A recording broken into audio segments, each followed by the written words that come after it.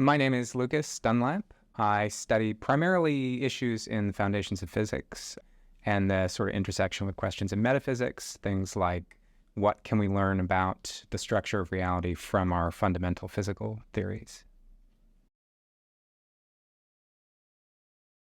Probably the book that's had the biggest influence on me in the last 10 years or so is a book with a bit of a silly name called Banana World, Quantum Mechanics for Primates. It's by a philosopher named Jeffrey Boot. Jeff was actually my supervisor, my PhD, so I've spent a long time thinking about his views about quantum mechanics. He has an original and pretty interesting interpretation of quantum mechanics. That is a way of understanding what it is that quantum mechanics is telling us. His is based primarily on information theoretic considerations. And the sort of angle I've always taken on these questions about how to interpret quantum mechanics is from that sort of metaphysics perspective. What can we learn about reality if we think that this is the right way to understand what our fundamental physical theories are telling us? And so the information theoretic interpretations of quantum mechanics pose a sort of special challenge there for questions about the metaphysics underwriting them, because they're primarily about, a sort of mathematical formalism, thinking of quantum mechanics as being a theory of the math of certain kinds of correlations between events and things like that.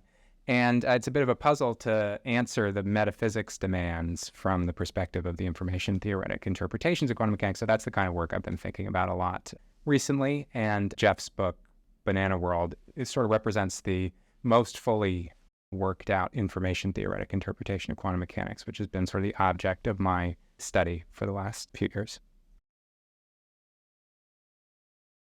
In my PhD dissertation, I was interested in certain kinds of quantum computational circuits that exploit time loops, basically, was the idea. Like, how do you model a quantum computer that has access to backwards through time information?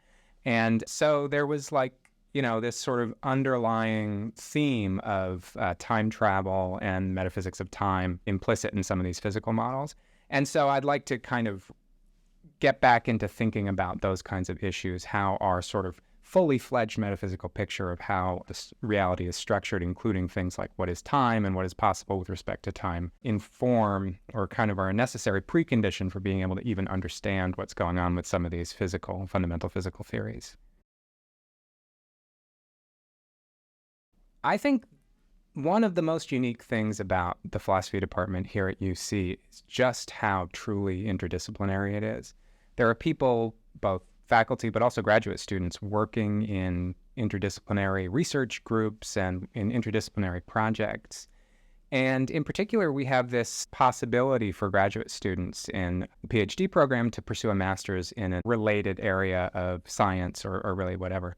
And we've had, students doing all kinds of interesting interdisciplinary projects based on pursuing a master's in one area to sort of supplement their PhD work in philosophy, including areas like criminal justice, geology, the geosciences, and things like that. So it's really interesting that we not only engage in interdisciplinary work a lot, but also sort of promote interdisciplinary work to the students. So from the student perspective, being able to pursue a master's in a related scientific field, I just think is really cool. I think it's important to not only look at the research that you see happening at the level of faculty, right? Look into who in the department is doing research that you're interested in, but also pay attention to the fact that there are these interdisciplinary groups, these interdisciplinary kinds of entities, institutions that are all sort of interfacing with the philosophy department in really interesting ways. I'm thinking of things like the Center for Public Engagement with Science, which is primarily housed in the philosophy department, but is a sort of college-wide and even university-wide center for bringing people together to talk about issues about public engagement with science. The Cincinnati Ethics Center, the IRIS Research Group, these other entities have a sort of presence in the philosophy department that can lead to research possibilities, but also potentially like GA ships and things. So take a look at the bigger picture beyond just the research that particular philosophers are carrying out, and look at these interdisciplinary groups too that are doing all this interesting work. The course that sort of really set me on my path to becoming a professional philosopher was just simply a philosophy of science class that I took as an undergraduate.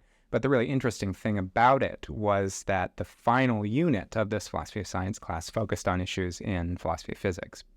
Not in any particular technical depth, but in a way that just sort of made us aware and really piqued my interest in the fact that there were these conceptual issues in physics, the relationship between quantum mechanics and general relativity, for example, or just sort of basic weirdness about quantum theory that really got me starting to think about those types of issues. That sort of set me off on the path to pursuing that as an area of interest in my master's and then ultimately my PhD.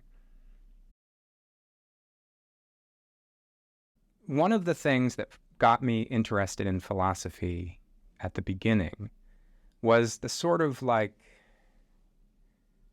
structure inherent in making a philosophical argument. You have this job ahead of you as a philosopher, which is to lay out all the pieces of your argument on the table in a way that everybody kind of agrees with all of your premises, and then show how they're all related in such a way that leads to your conclusion, right? It's the logic of, making a philosophical argument. And that kind of structural thing was very resonant with the kinds of things that I was already interested in, already studying, namely things like writing and music, but primarily writing. I was into things like screenwriting, writing fiction, stuff like that. And the kinds of structural considerations that are relevant for creating a good story, making a story feel not only like natural, but almost like inevitably leading you to a particular conclusion.